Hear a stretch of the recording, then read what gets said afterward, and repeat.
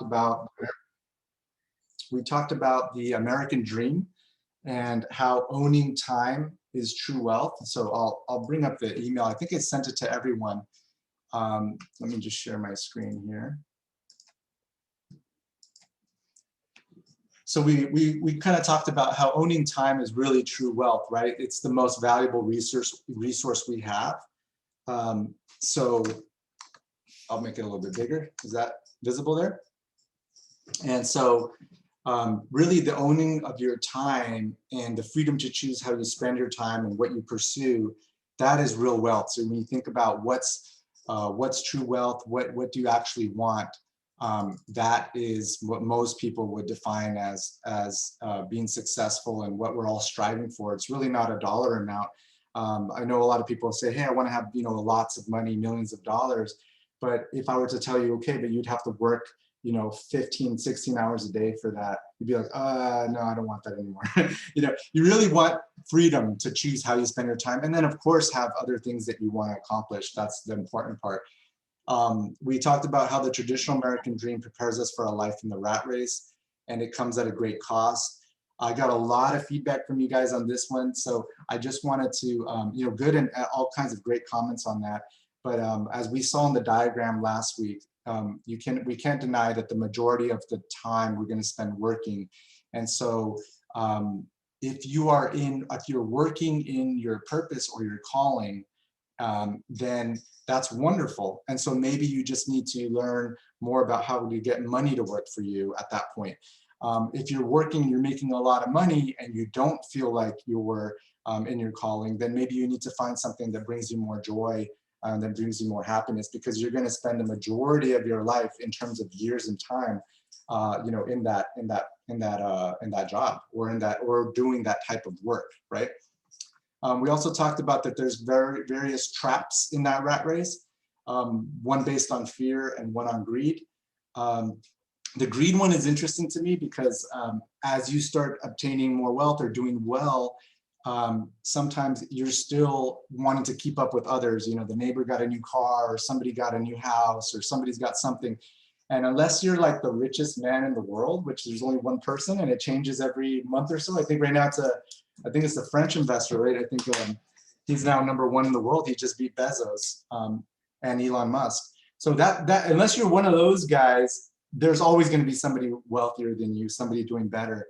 And so we just have to come to the point of really what do we want in our lives? And that's why that was the homework for last week, is really defining what does this life that you want look like? Otherwise, you could fall into that trap and just continuously keep going, keeping up. And that's a total trap. It's both of these traps are traps for your time. On the flip side, the fear trap is about, hey, I don't want to get into investing. I don't want to learn about that, or I'm comfortable where I'm at, or that seems foreign to me. I don't know if I can do that. It's usually based in fear, and that just kind of keeps us comfortable where we're at. So they're both traps for your time. So we just got to recognize as that. And then the last one is, if you forgot everything else of last week's lesson, this is the most important thing that you just need to remember. The formula to escape the rat race is where your monthly investments produce more money than your monthly expenses. And some of you commented that you had 401ks or other longer term investments, but it's really about that cash flow every month. So that's the difference. It's great to have investments, 401k and retirement accounts or other long-term investments, but those are designed in that American dream model for the right-hand side of your life, for retirement, 65 and over. What we're talking about is escaping the rat race now, not at 65 or older. Or if you're at 65, that's great. But for those of you that are just starting, maybe in the workforce or younger, do you want to wait all the way till 65 to have this kind of freedom?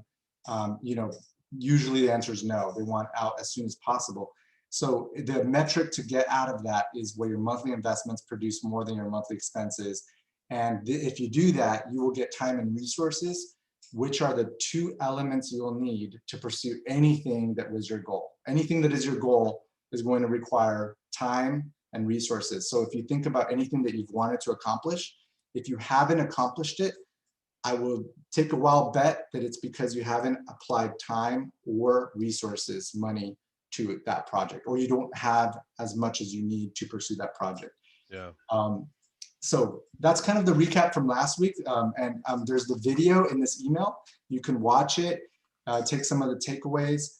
But I also just wanted to encourage you guys, even just coming on a Thursday in the evening after, many of you are working, I really appreciate it. And it's actually a very, very rare thing. Especially a lot of us are, Latinos and Hispanics that are on the call. This is a lot, my family is on the call. And, as I'm transitioning over to lesson number 2, well, before I do that, I just realized here that we have the homework. The homework was, what are we doing it all for? And I hope that you guys spent some time thinking about this week of what would you do if you were free to do what you want? What does your life look like? And there was all these observations. You don't have to share it in this class. Later on, we'll do some working groups. We're setting that up. That was also fantastic feedback. And we'll be able to have more of this discussion about this. This is a very heavy question. I understand that. But it's very important to think about how do you want your life to be and be very specific about it so that you know what you're working for. And as things become difficult or challenges come up, you can always refer back to this and say, this is what I really wanted. This is what I'm doing it for. So yeah, but yeah, I definitely wanted to encourage you guys in terms of even showing up to a class like this. So let me introduce lesson number 2. This one is called Money Mindsets. And I just kind of wanted to preface it with a question. Last week we did a question. What do you do when you make money? I know it sounds like an odd question, but just think about, what do you do when you make money, right? And we have a lot of different thoughts about what we should do. Maybe some people feel like money is just a necessity. But when you think about money and you think about making money, what are some of the thoughts that come into your mind? Can you put those in the chat? We're just going to spend like a minute thinking about that. Think about, when I think about money, what are the first thoughts that come up? Does it make you uncomfortable? Is it the root of all evil? Is it something that's just a necessary evil? Is it something that I want more of? I want a ton of it. Put a little bit of your thoughts in the chat and we'll review a little bit.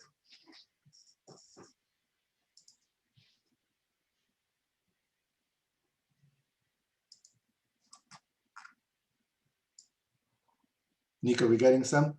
Yep. I'm gonna bring in I'm still not used to Zoom. We use Teams a lot.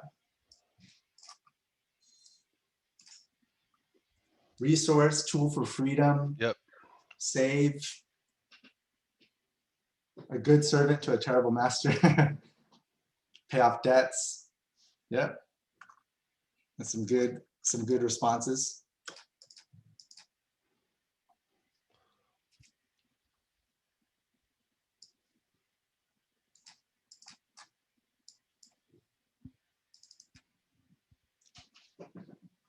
Okay. Yeah, got to make it work for you. Yeah, you got to make it work for you. Okay. So great responses. All of those are fantastic. And all things that we do with money, right? I see bills and family needs. So the way you think about money and your money mindset is pretty much going to determine how things go in terms of your finances. So I put in the teaser that we're going to review the optimal mindset of all successful investors today. So hopefully by the end of this class, you will know when you make $1, and it has nothing to do, by the way, how much money you make. You could make $1 million, or you can make $10. How you split that up is everything. So before we want to get into that, I wanted to share a couple of stats that I was reading about just money mindset and what to do when you make money, right? This, I make money, now what do I do, right? Most of us get a job at fairly, maybe teenagers, and nobody really teaches us what to do. We get a general idea that you should probably save more than you spend, and you have a general idea of that, and then you start learning like, oh, the credit card could be dangerous, right? That could be a dangerous tool. because you could buy stuff and then later you realize you're making these payments, it's not really going down. So there's all these kind of weird things going on. But as I started diving deeper into this, there was some stuff that really jumped out at me. And, I want to talk about this. I think it's important to talk about it. But one chart that really jumped out at me was this one. So this is the average family wealth by race and ethnicity. And it goes to 2016. They're going to come up with a new one, which I feel would be even greater gap. But you can see that Black and Hispanic is way down at the bottom, and this is white at the top. And I started really diving into this subject quite a bit. So you can see that, in 2016, it was 191 for Hispanic and 919 for the average white family in terms of net worth. And as you go through this data, it goes, even in age, you start off fairly close, and then it just starts to really widen up as you get older. What I thought was interesting was that it starts to go down as you get older for minorities. And it goes up dramatically, almost parabolically, which means straight up, like a hockey stick, going this way and then going up. And it starts to go up. So any chart I started looking at was really fascinating to me. We have less liquid retirement. We have more student loan debt. It's just a lot of information, right? And so I went down the rabbit hole of reading quite a bit into this. And there's a lot of data. I will send this. We're not going to read this in the class, but there's lots of studies on it. You can Google it yourself. Lots of data that I tied into. But the number one, let me just scroll down here towards the summary. Right here, there's education issues, all kinds of stuff, right? But here's the sentence I want to focus on. Research suggests that overall differences in wealth, can you guys see this? Let me make it a little bit bigger. Yeah, we got it. Research suggests that the overall difference in wealth among racial and ethnic groups are generated primarily by the financial assets those groups own. So I'm going to repeat that. Research suggests that overall difference in wealth among racial and ethnic groups, so the difference in wealth between white, Black, Latino, the difference in there, the primary reason is what assets you own. Okay? And so as I started digging into this, I started realizing Latinos don't really own a lot of financial assets, and neither do Blacks. And there's a whole myriad of reasons why. But one of the main ones is just they simply don't know about them. And as I started looking at that, there's not enough focus on this part of building wealth. And so that's, it just really motivated me even more when I read that kind of stuff to say, hey, we're on the right track here. But I wanted to warn everyone, it's going to challenge your mindset. It's going to challenge how you think. It's going to challenge how you grew up, what you were taught, what things you think about, because it's just not natural for us. Our parents didn't do it much. Their parents didn't do it much. And there's a lot of fear associated with it, or a lot of just lack of knowledge around these subjects. So with that being said, I really wanted to encourage you guys that the fact that you're even in this class, that you're even here, is huge, because the majority are simply unaware that these vehicles exist or how to build wealth. They just have no idea about it. So let's jump Pablo, in. can I say one thing about this? Yes, please. Yeah, so like I think I feel like the mindset part for me is such an important piece, because like really when you're talking, Pablo, it's like I mean, not even a year ago, I think I had a mindset of, like money, I think we even talked about it, and you're like, what do you think about money, Nico? And I'm like, I kind of hate it. Yeah, I did say that. hate that we all use it. I hate that all the systems are this way. Like I'm like I don't know. I just kind of have this negative view of what money is. And not that I don't feel, I could feel those things of like, oh, it is kind of sad that things are set up this certain way and power and blah blah blah. But that's outside of how, like how things are and what am I going to do about it, And it was a huge mindset change. You know, it's been a huge mindset change. Um, the things we're about to go into. So this Yeah. was like a huge moment. And the biggest hurdle, based on what you're saying, Nico, and it's 100%, the biggest hurdle is changing the mindset. We covered it in lesson 1. I sent some images out about it, but it's going to be your brain telling you, you can't do this. This is not for you. You can't wrap your head around this. This is very difficult, or this is boring, or this is that, which is why I had that homework, because that's not boring. That's your purpose. That's what excites you. So if you want to have that life and that goal, then this is very much worth it, right? So I just wanted to kind of motivate you guys to, you know, you're doing it. This is step 1, just learning about it and becoming aware of it. And, you know, later on in these courses, it's not going to be all like, this is foundation. We're just laying down the foundations right here. Later on, we're going to get into it. We're going to get into it. We're going to get into the practical steps. I see you out there, Ivan. Ivan's like, yo, I need the practical steps. Like, what do I do? But before you start, you know, playing the game, you got to learn the rules. You got to learn the foundations. We're going to go one step at a time. So that's the goal here. So today's goal, our whole goal today is, let's get the right mindset about money. Every single person on this call makes money every single day, right? You guys are working, you're working hard, you're making money. So you got to have the right mindset. So let's jump right in here and let's cover some of the main mindsets that we have. So the first mindset that we're going to talk about, and I'm going to use terms, you know, that we're going to talk about different mindsets. I'm going to use different terms, but we're talking about mindsets, not about income. So the first one is a poor mindset.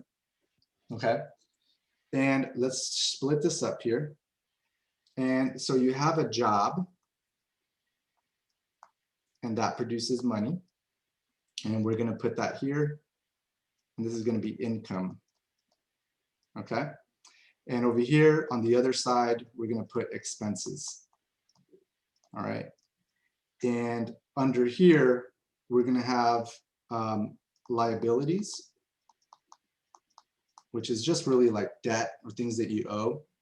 And over here, and I'll explain what all of these mean, you're going to have assets. Okay, let's explain these 4 boxes. Income is just the money that you make every month, right? It's money coming in. For a majority of people, this comes from a job. Expenses is money that you spend on things that, you know, your bills, you know, shoes, you know, you got the new Jordans, you got a new phone, right? It's just your general expenses, okay? A liability is, we're going to define it as anything that takes money out of your pocket. So if it costs you money every month, then that's a liability. Asset is exact opposite. It puts money, so it gains. I'm going to put a positive. It gains money every month. So let's just simplify this. A car, is it a liability or an asset?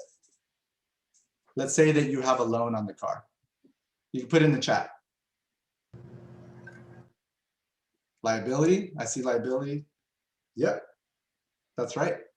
A car is a liability because it costs you money every month. Let's talk about an asset. And this is a tricky one. Your house, is it an asset or a liability? And let's assume that you still have a mortgage on your home, the one that you live in. Asset or liability? Somebody said both. Asset, another person put asset. Asset, a lot of asset. You guys ain't gonna like this. This is a liability. I'm gonna tell you why. Your house, let's just make the little example. Your house, does it cost you money every month? Yes or no? Yes. And so therefore it's a liability because it costs you money every month. And for most people, it is their largest liability, okay? Now. Like I asked, but equity, just. Right. Equity is a different thing. That's a long-term holding and it can grow, and so can other things, right? But in terms of what we're talking about, monthly cash flow and the metric that we're looking for, that is more of a long-term, like same like a 401k, right? It is definitely an asset, but it's a long-term one.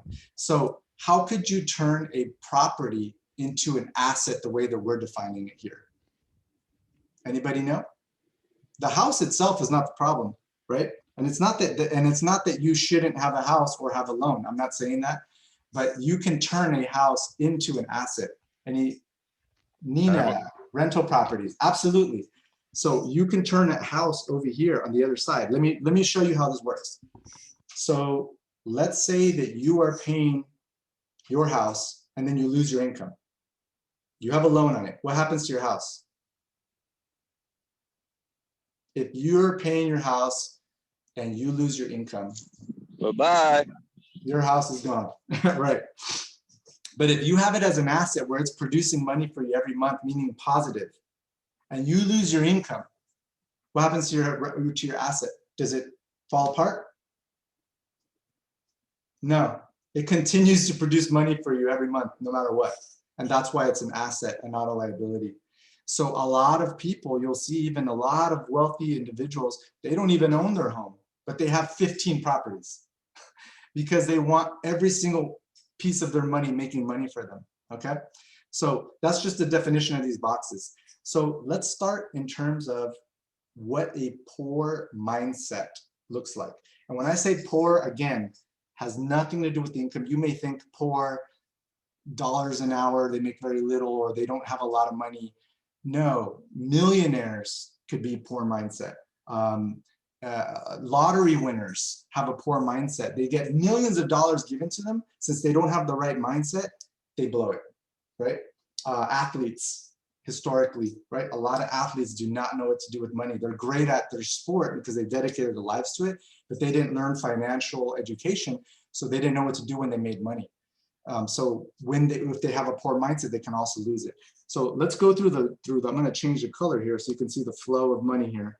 So this guy made money, it became income, and in the poor mindset, it immediately gets spent, okay?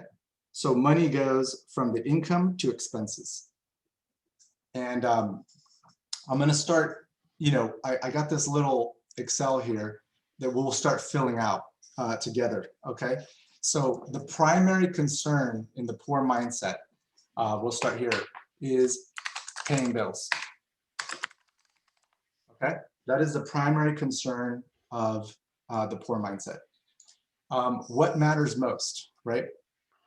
What matters most in terms of the poor mindset is an hourly rate.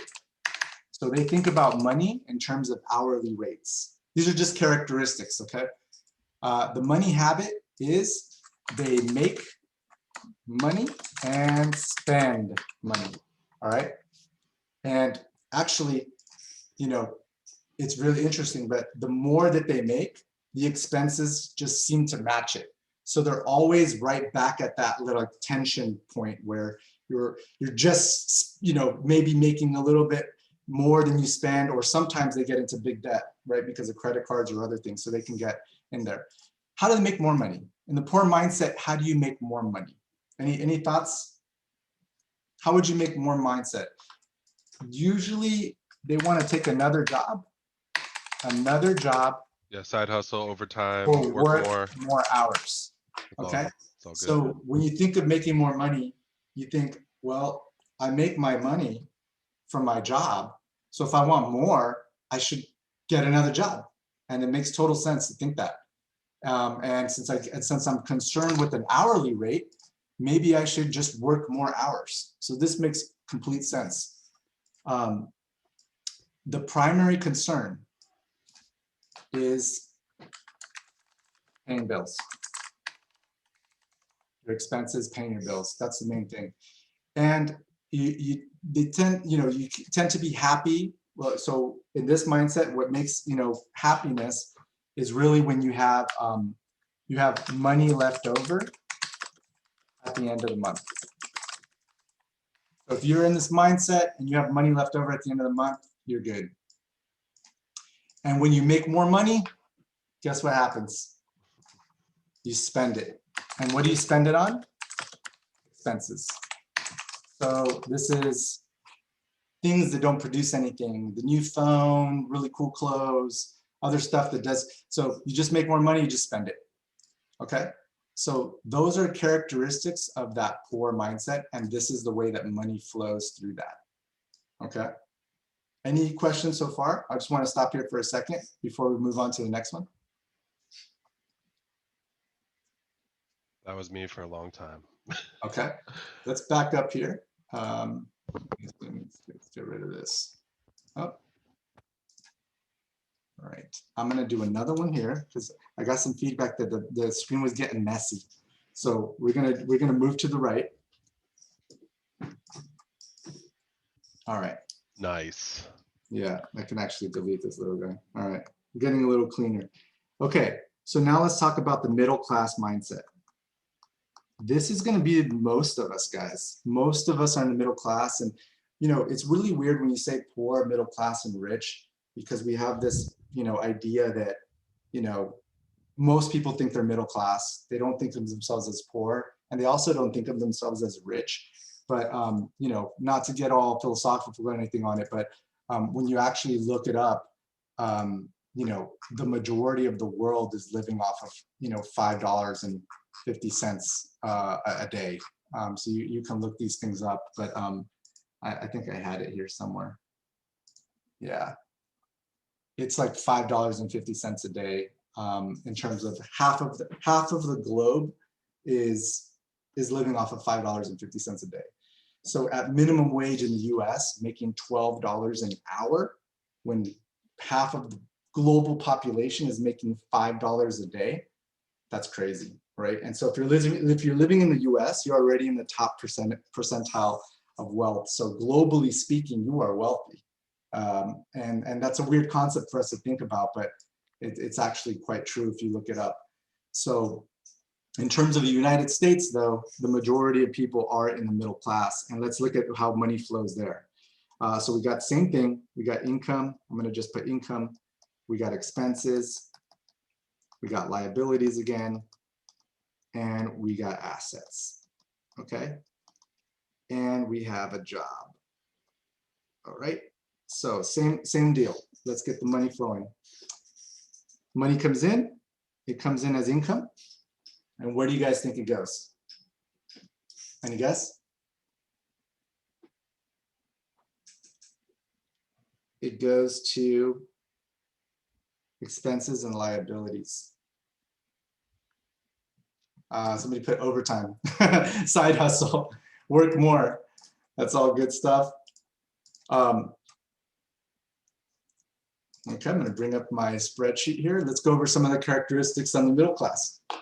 So, in terms of their income, sorry, I'm going to put income. Actually, it should be job. I messed up there. That should be job because your income's coming from your job. Middle class income comes from their job, but it tends to be a career. Why do I say that? Because there's 3 levels, and we kind of went over in the first class a little bit. We may get into this a little bit later, but most people progress, like the majority of people have a job, fewer people have a career, and then where you really want to get to is a calling, right? And that's why we're focusing on that right purpose of what is your calling. And so, there's that kind of progression there. But middle class tend to have a career. What matters most is no longer the hourly rate, it's now a salary. That's what the main concern is. How much is the salary? What's the salary, right? And benefits and things like that. Money habit. Makes money. Yep, you're gonna make money. Put the little dollar sign. And spend, no, actually it's save. Save money, okay? A lot of middle class, you save money. How do you make more money? Any idea? How do you make more money in the middle class?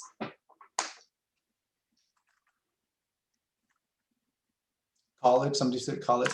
Well, you can increase your salary, right? You can get a raise and you can get bonuses. You can also increase your skills, right? So that's what the college, so in middle class, typically the way that middle class makes more money is they move up the ladder. Yeah, So, get promoted. you get promoted, you get a bonus, you're now an executive, or you're a manager, or you moved up and you keep moving up. And your primarily concern is getting that salary up and those bonuses up and getting those skills up. Okay. And All good Micah said stay at the same job for a long time, which I thought was a good point too. Yeah, absolutely. You can definitely stay in the same job, which is why it's a career, right? Because usually job you jump around, but a career you're kind of gonna grow some roots in this so you can get really good at it. Primary concern. Any guesses? I want to make this a little bit interactive. What's the primary? If paying bills is a primary concern for poor, what would be the primary concern for middle class? Debt, retirement, Debt, education. retirement. That's good. That's actually really good. Who said that? Diego. Diego, you're cheating. Paying debt is definitely, and that could be credit cards. Someone just put CC, credit cards, student loans, your mortgage, cars, okay? The primary concern is paying debt. All right. Happy when what? Usually in middle class, you're happy when your savings grow, right? And you pay off debt and can afford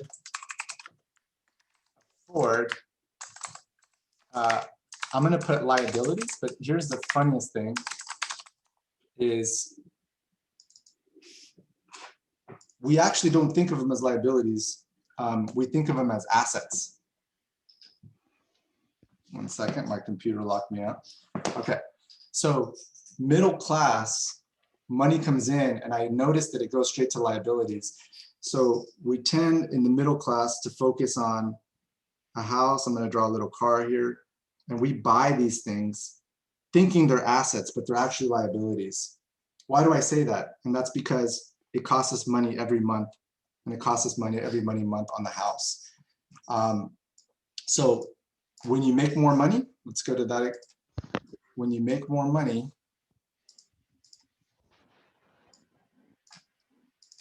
what do you think happens? You don't spend on expenses, spend on more liabilities.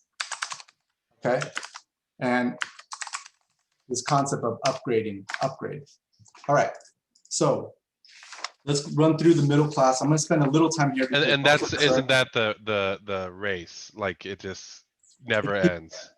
That's exactly right, Nico. So the issue here, I'm going to make this a little bit bigger for those you can see it. Okay. The primary issue here is that it keeps you trapped, right? So you are gaining a good salary. You're pretty good at saving. We're doing really well there. And you're making more, but as you make more, you get a nicer car, you get a bigger house, you go more on vacations, and that's all great, right? That's life, and that's wonderful stuff. The problem is usually in the middle class, you have very little to invest. Very little money is left to invest because most of it is going in all these debts that you're accruing. And after you pay off the debt, the majority of middle class just get right back into it again at a higher level now. And it just kind of rinses and repeats. They're usually high debt households. Usually the debt, I looked this up, usually the debt is more than their net worth if you add it all up. So student loan, mortgages, and cars would add up more than their net worth. Salary matters most, like I said, and although they are very good salaries. And so one of the main issues with this is in the middle class, we're basically one bad thing away from all of this collapsing. And that is you can lose your income, you can lose your job, or you can get injured and you can get hurt, or death, right? Which would really be terrible. It's the ultimate thing. But if any of those things happen, things start to get bad really quickly, really quickly. And it just stops everything on that front. So that's the only problem with that. And also, like we said before, you cannot stop working. because you now have this lifestyle with debt. And that's just a heavy weight on the shoulder because I got to keep producing, and that's the rat race. So the middle class is the primary target of the rat race. And that's okay, but it's also, if you want to get out of the rat race, you have to do things differently than what we just described right here. Okay. My wrist hurts right now, man. Start. Okay. So let's go over another mindset. We went over the middle class mindset, and let's talk about what does a rich mindset look like. And again, nothing to do with money. You can do this if you're making $10, if you're making $1,000, or you're doing $1 million. It's how you split $1 really that matters. When you make $1, how does that dollar get divided is what makes the whole difference. Okay, so let's talk about a rich mindset. I'm gonna make this black here. Okay. You can still have a job, still produces money. We're going to do our little income here. Expenses, assets, and liabilities. All right. So the money flow, when I talk about how money flows, it's what's the direction of how money goes in, right? So when money comes in, it goes straight to assets. You'd say like, what? How's that even possible? How can you do that? Yeah, it splits right into assets. These assets produce more money. Okay. Now, also when you're starting out, you're going to have expenses, and you're going to want to limit your liabilities, really. Why would you want to limit your liabilities when you're just building out?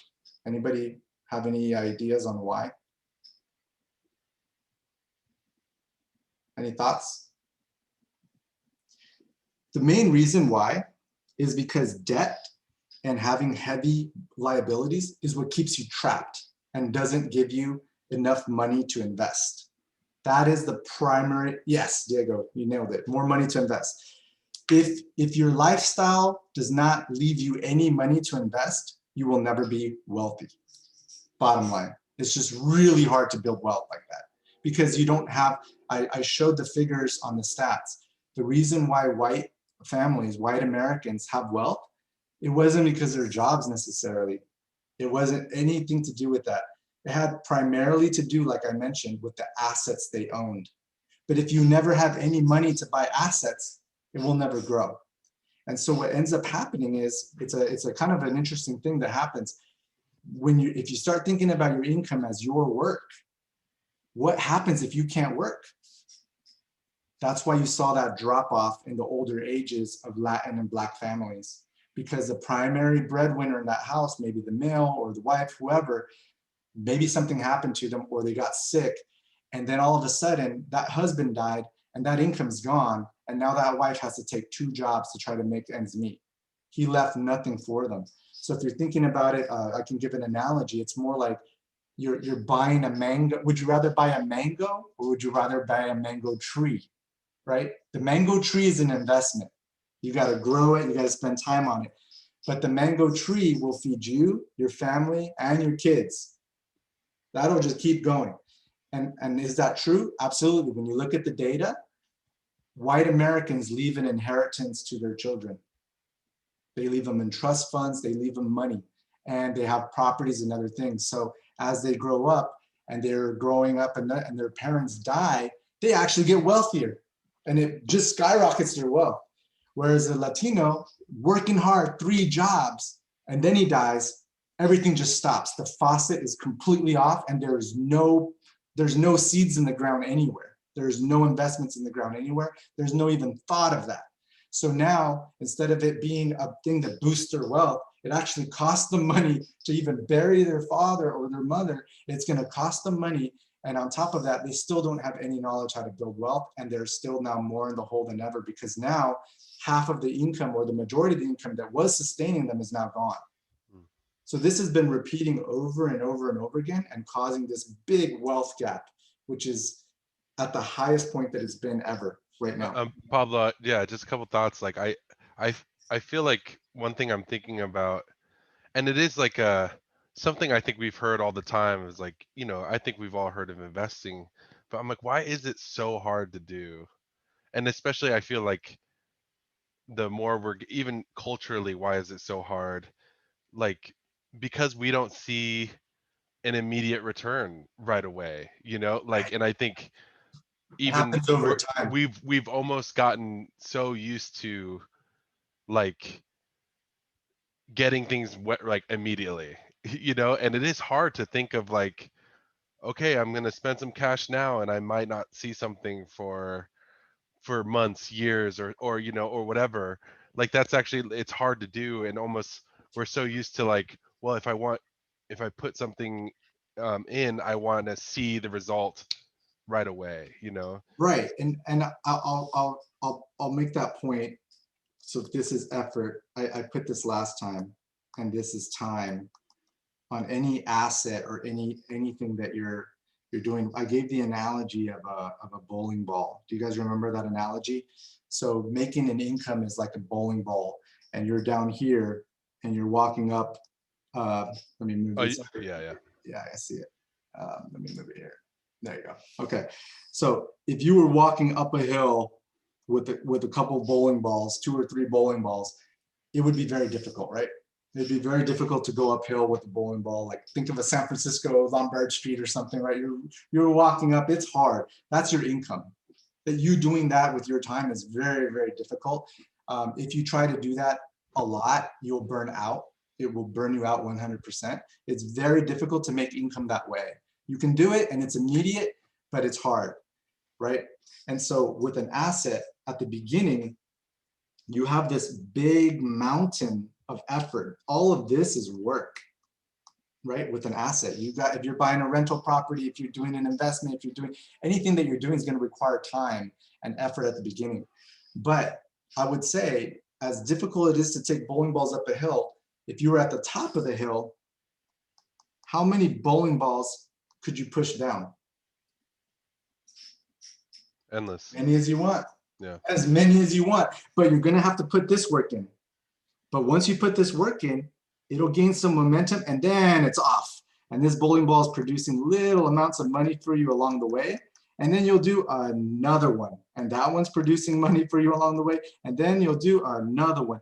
And this is a lot easier than you trying to go uphill, carrying it yourself. It is a way more effective way. And so this principle of putting things in motion and investing is just how to build wealth. There's no secret to it. There's no, and you know what's the beautiful part? It doesn't care if you're Latino. It doesn't care. If you put money in an investment, the investment doesn't care who you are, where you came from. It doesn't matter. It will produce, right? Good investments, obviously, right? But good investments will obviously produce. So there's always this upfront work, and that's why I don't like necessarily the word passive, but eventually it becomes to a point where it's very minimal effort, and now you're getting this income in. So it is hard, but it's just on this front end. Once you get past that, it really starts to get a lot easier. And then if you've done it once, imagine if you've done it once, now you know how to do it. You can do it again and again and again.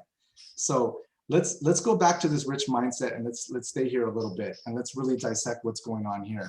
I'm going to bring out my spreadsheet, and let's see how the differences are in terms of how you need to think if you want to have a rich mindset. So the income is going to come primarily from your investments. If you look at anybody that has a lot of money, they're making it from their investments. What matters most? A rich person doesn't even know their hourly rate. They have no idea what their hourly rate is. If you know anybody that's wealthy and you ask them what their hourly rate is, they're going to look at you really confused. What matters most to them is their ROI, which is return on investment. This is a financial term, but what it means is when I put money into an investment, what is my expected return on my money, right? So there's expected returns in the stock market over time of 8%. Real estate tends to make about 5%, but real estate's actually amazing for cash flow. It produces money every month for you, much better than the stock market. So there's advantages to all those investments, and don't get lost in that right now, guys. We're gonna get into that. But the point is that the ROI, the return on investment, that's usually typically called ROI, is what matters most to a wealthy person. The money habit. They make money and invest money. As soon as they make it, they invest it. Let's talk about a bank. Everybody banks here, right? When you guys deposit money into a bank, what do you think they do with it? You think that they save it as well and put it in another bank? No. The moment you deposit any money, the second that you do it, they invest it. They tell you to save, but they're going to invest, right? That's the way it works. So how do you make more money? Another job, working more hours? Is that what a rich person? Nope. Increase the salary? Nope. Find new investment opportunities. Opportunities. There you go. Okay. So you train yourself to think, how do I make my money make me more money? That's the thought. How do I put it to work instead of me working, right? How do I put the bowling ball in action instead of me carrying the bowling ball up, right? And by the way, I noticed that I left in my image here, I left job. You can have a job and still have a rich mindset, right? Until you get these assets growing. And what's the formula again? Does everybody remember what the main formula is? Can somebody put it in the chat if you remember it? When are you out of the rat race? When do you have to, up to when do you still need this job if you so want it, right? Nobody's writing. Investments, great. Ari, thank you, Ari. When your income from your assets, when this income from these assets is greater than these two, you're free. And when I say free, you're free to stay in your job, you're free to not stay in your job. If you lost your job, still things are okay. Remember what we talked about in the middle class? What would happen if your income got, dropped? How a catastrophe that is? In the rich model, it doesn't affect you at all. You're still okay, right? That gives you a tremendous sleep, right? You're just a lot more relaxed because you're like, it's gonna be okay. We got things covered. We have a lot of seeds in the ground. It's all right. They're covering ourselves, right? Also, you can manage your expenses and not get yourself in a situation where you are overextended, right? Which that happens a lot, especially in the raging markets like the stock market's going up or other things are going up. That tends to happen during this season. What is the primary concern of rich? What do you guys think? So poor was paying bills, middle class was paying off debt, obtaining more assets. That's the primary concern. That's what they're worried about. They already got the bills and the debt covered. They're not thinking about that. They're thinking about, how do I get more assets? Okay. Also, in our model, this is where we would be focusing more time and resources on your purpose, right? Because what you did by clearing these two guys out, when you get rid of the expenses and liabilities that take so much of our time, you now have quite a bit more time and resources to focus on what you want to pursue. So that becomes a primary concern. You'll notice that very wealthy people tend to be extremely generous. Extremely generous. The most generous people in the world are the wealthiest people in the world. Warren Buffett gave the largest single donation ever. It was like $34 billion to the Melinda Gates Foundation. That's a lot of money to be able to give out, right? When you're happy, when your assets produce more than expenses, and pursuing purpose. Very similar to the primary concern. And this is really when you're in your sweet spot, that you're living life on your terms, like what I defined earlier in last week's class, where you own your time and you spend time on the things that you want to do, that are important to you, and that ultimately are your calling. And when you have that ability to do that, that's a pretty happy feeling, and that's what people are striving for, right? When you make more money, obviously you're going to know the answer to this one. You spend spends more on income producing assets. So very wealthy people will buy primarily three things. They will buy other businesses or businesses, stocks, and all kinds of those kind of instruments, you know, mutual funds, bonds, anything of those kind of caliber, and real estate. Those are the primary instruments to build wealth, those three. And so that's how, you know, when they make more money, they invested in one of those three, or some people just focus on one. It's totally fine. You don't have to do all three, but it is nice to kind of build that. I'm going to use the P word, the portfolio. You know what I mean? You want to start building out your portfolio. And a portfolio in simple terms, guys, is just a bunch of bowling balls in our analogy, right? It's a bunch of these little things that you put in motion. You got your stocks, you have a rental property, you have some dividends coming in. These are all terms from the different investments. If they don't mean anything to you, we will go over these. Don't worry about that. But what it means is you put your money to work for you in a way that is now producing a result for you. And so when you are in that mode of the rich mindset, that's where you spend your money. And when you make more money, that's where you spend it. Any questions on this so far? Because I know we're coming up to 7 o'clock. I just wanted to say that, so the homework that we have, before we get into questions, I want to just kind of split the homework. The homework we're going to have for today is very simple. It is, I want you guys to really think about your income. I want you to do your own little chart like this, where you have your income, you have your expenses, okay? You have your assets. And you may have long-term assets here, that's okay. Those are great, right? But remember, that comes into play later on in life. And that's okay, that's another one. But we're talking about right now, we want to really get these monthly ones.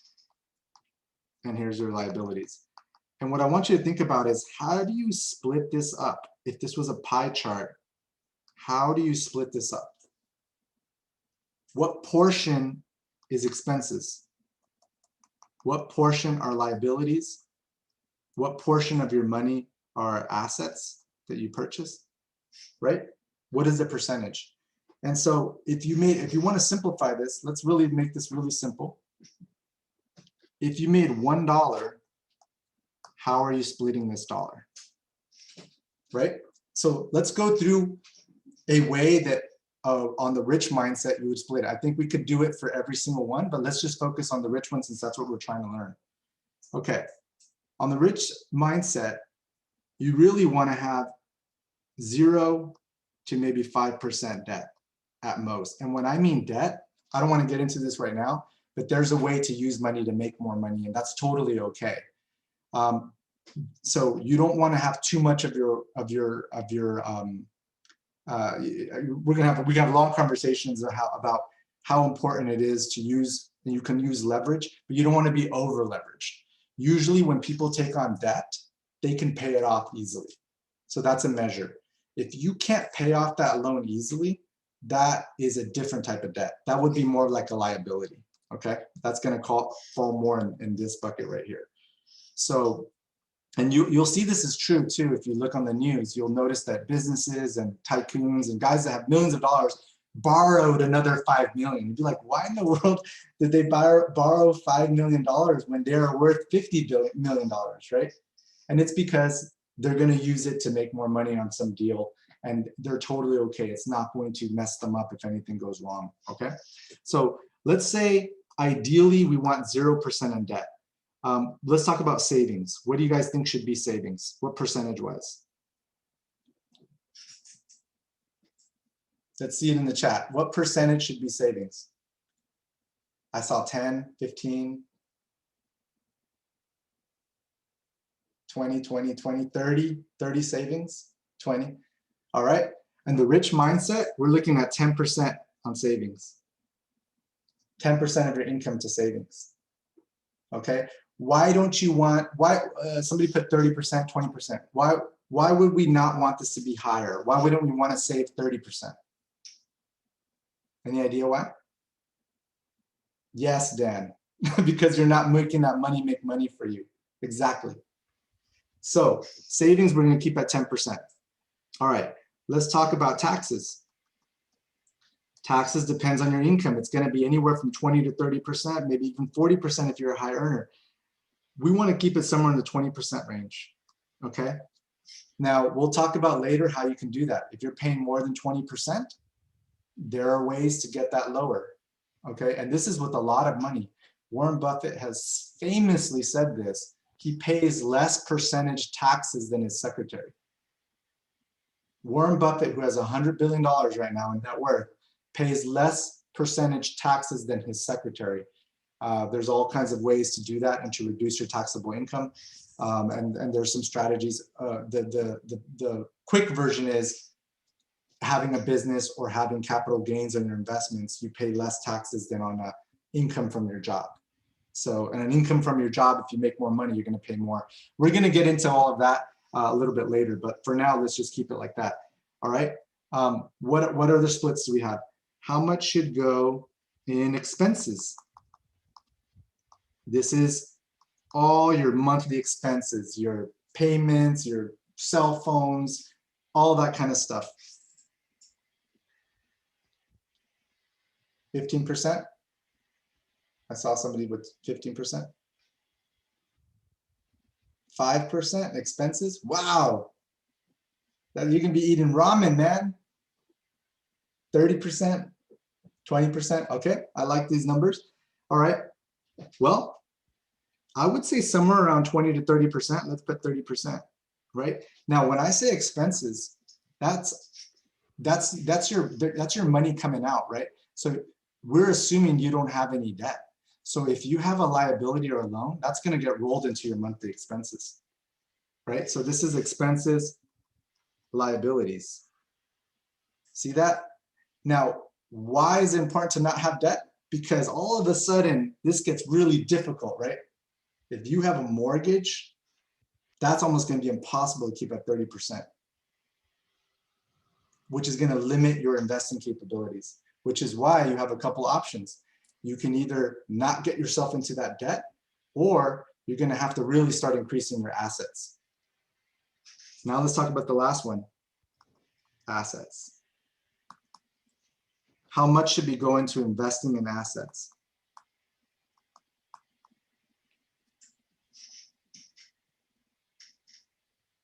Any number? 40?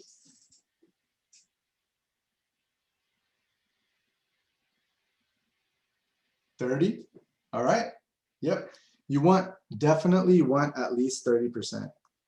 If you can go higher, I would say as high as you can go. Now, let's look at this real quick. We got 60, 70, 80, 90, right? We're pretty much at 100. I did a diagram here that I can present here. And I didn't want to, let me put this one as well. We have giving, and you can roll. It's technically an expense, but we can separate it here as well at 10%. So if you look at the rounding it out, this will add up to 100%. So if this doesn't look like your portfolio right now, that's okay. That's okay. But this is ideally where you want to be on this screen. And I'm going to send this to you guys. This is ideally where you want to be, where 30% of your money that's coming in is going back into investing, 10% for saving, 10% for giving, or however this can roll into your expenses. So you're living off of 40% roughly, and you're paying 20% in taxes. What this means is, let's make it in practical terms. If you make $1,000, and I see we're almost at 7 o'clock, so I'll be wrapping it up. If you make $1,000, you really have to start training your brain that you made $400. That's what you have to work with. So this just multiply this. If you make $5,000, right, you're just going to multiply it times 5. If you make $5,000, you really have to train yourself like you made $2,000. That's what you have to work with in terms of your spending, in terms of your expenses and liabilities. So that gives you an idea of where the ratio's got to be. You can play with these ratios depending on where you're at. If you need to pay debt off, then I would increase the savings and make tons of payments to paying off that debt, because this is the ideal scenario, but everybody's going to be a little bit different. So what I'd like to do for homework is just kind of fill this out. Fill out, if you made $1, if you made $1,000, how is that money being split up right now, realistically within your household? And it should be pretty eye-opening to you where you are spending the majority of your money. And the more important one is, since we know that to become wealthy, you have to invest, what percentage is being invested? That's the key one right here. And if you're doing a 401k or retirement, I would estimate you're probably somewhere around 5 to 10%. You still got another 20% or more to be investing. And those are long-term retirement investments, not necessarily an investment that's going to make you return right away or in the near future. So that's really what I wanted to kind of focus on today, guys, is just really going over the different mindsets of how, you know, poor, middle class, and rich mindsets operate. Let me just zoom out here. I'll send you a lot of this material, but I wanted to, you know, I know we're at time, so if anybody needs to go, we'll send you the notes, the notes of this, and we'll send you the video. But if anybody has any questions, I wanted to just kind of, you know, have a little dialogue. If you guys have some questions about these things, or if this was, you know, interesting to you, or there's something that you wanted to clarify, please let me know. So let's. Thanks for being here, everyone. Yeah. You can go ahead and unmute if you have any questions, and we'll take a few minutes of that. I have a question, Pablo, regarding health savings accounts, because you can also leverage that as like part of a retirement. So would that be an asset as well? Yeah, so all of those, does it pay you anything monthly? That's a great question. I don't know. I'd have to check. So that's the definition. When you say about the metric that we're using, right? We're all going to be running with this metric of income from investments are greater than our monthly. Notice there's monthly, right? Monthly income. Okay. I think the HSAs are pre-tax deductible from your income. So it's a strategy, obviously, to make your taxable income lower. Yeah. So those are other Thanks, instruments, guys. There's all kinds of different instruments that can grow your wealth over time. So I think that, you know, it's good to have, like we said, a portfolio of things, right? But if you want to get, like, the metric that we're going to be focusing on is really your monthly income from investments. Like I said, I think it's great to have retirement. I think it's great to have these other strategies. There's all kinds of strategies to lower your income so you pay less taxes. You can open a business. I mean, this gets really deep, right? But at the simple level, you really want to start getting in the habit of making money make you money every month, because that's what's going to free you up. The other ones, let's say you do the HSA, and let's say you do the 401k. You still didn't get your time back. You see what I mean? Yep, that makes sense. Thank you. Yeah.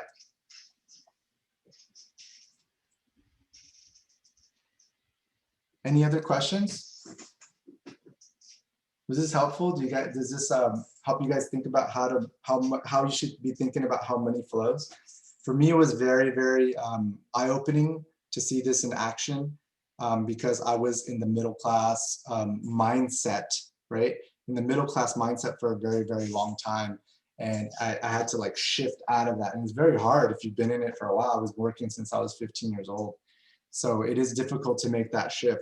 But if we're going to be, we're going to be investors and we want to grow wealth, we really have to have that different type of mindset. Cool. If there's no questions, then I think we're done. Thank you so much, guys. We'll send the notes out. Thanks, everybody.